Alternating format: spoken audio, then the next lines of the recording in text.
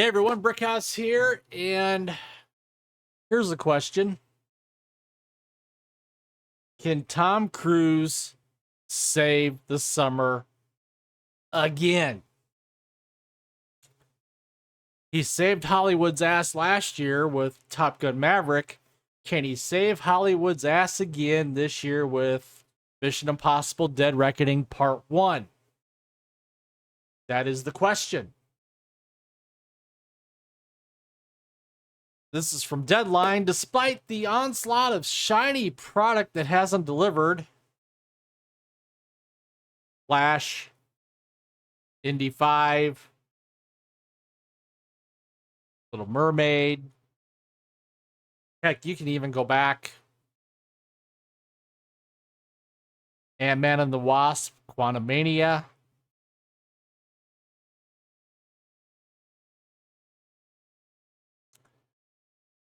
But we're talking about the summer. So the summer domestic box office at 2.1 billion per ComScore is pacing 6% behind last year's for the period of May 1st to July 9th. Well, that puts all eyes on Mission Impossible Dead Reckoning Part 1, which is coming out this week. I cannot wait to see this movie. I've seen every other Mission Impossible movie. I even watch them when they show up on pay TV, cable and satellite. If one is on and I'm flipping through channels, I stop on it and watch it.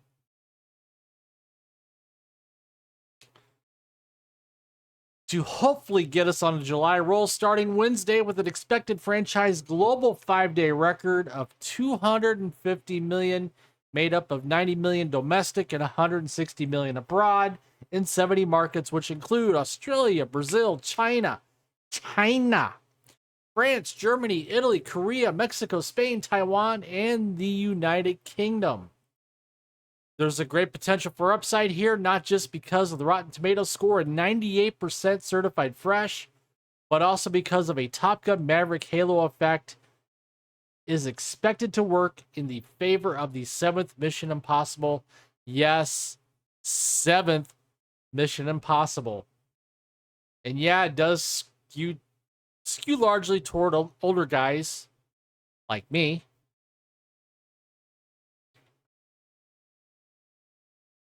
The last chapter, Fallout, counting 58% guys and over 25% over the audience of 45. However, Top Gun Maverick wound up playing beyond its opening weekend demos of 45% over 45 and 58% to a diverse and younger audience. Word is that during testing of Dead Reckoning, for some under 25 patrons, it was the first time they'd ever seen a Mission Impossible movie. This series is now 27 years old. Yeah, I remember the first one had Peter Graves in it, who reprised his role from the TV show. Dead Reckoning and Cruise's 4th movie with Oscar-winning filmmaker Christopher McQuarrie, and the star's 3rd mission with the director after 2015's Rogue Nation and 2018's Fallout. Preview stateside began at 2 p.m. Tuesday, today, with 4,300 locations by Wednesday. Many cinemas hold discount Tuesdays, but remember, there's an upcharge for IMAX and PLFs. The prime means to see this mega car and train chase spectacle, which I will see it in IMAX at my local theater. Already hearing that pre-sales for Dead Reckoning are well ahead of the older skewing Indiana Jones and the Dial of Destiny. At the same point in time, reported budget on Mission is a net $291 million. The pick, challenged by COVID, starts and stops in Italy. A worldwide start here, well in excess of $250 million, could have Cruise once again declaring a record box office opening for his career. Top Gun Maverick posting $256.4 million, 3-day of 126.7 domestic and 129.7 abroad,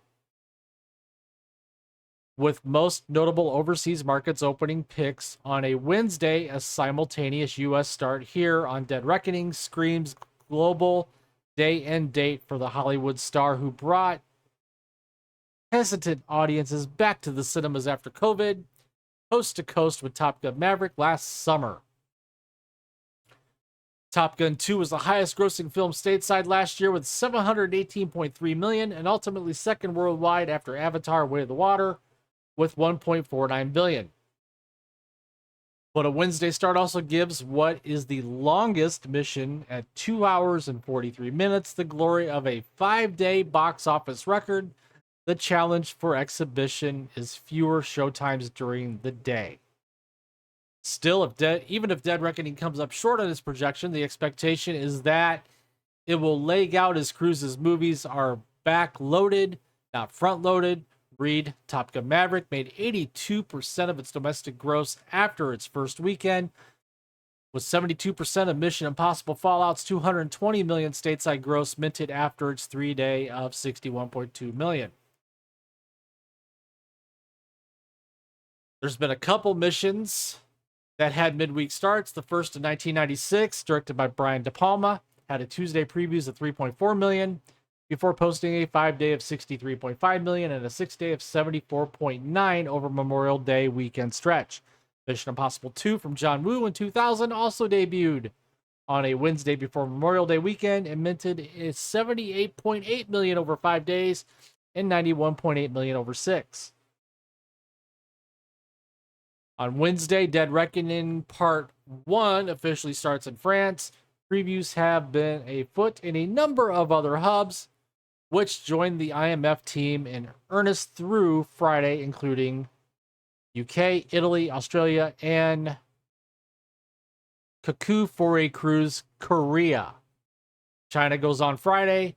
Cruise Crazy Japan is going a week later to sidestep this week's opening of local maestro Hayao Miyazaki's How Do You Live? And I know I butchered that name and I apologize ahead of time. So I'm not going to go into the rest of this, but for me personally, I have been looking forward to this movie since I saw the previews many months ago and have been looking forward to it. I think this is going to be the top movie of the summer. So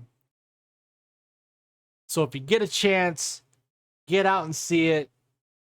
It's going to be 2 hours and 43 minutes of nonstop action, fun, story, take your mind off things, and just everybody get out and see it.